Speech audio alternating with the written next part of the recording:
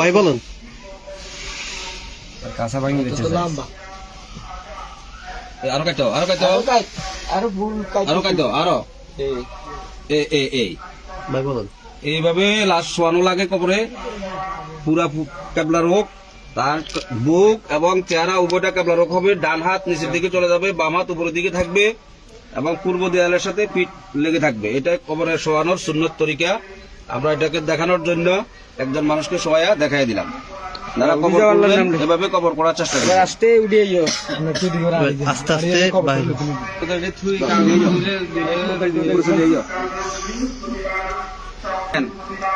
মানে টানার সময় তো আর কার করে ভালো। আচ্ছা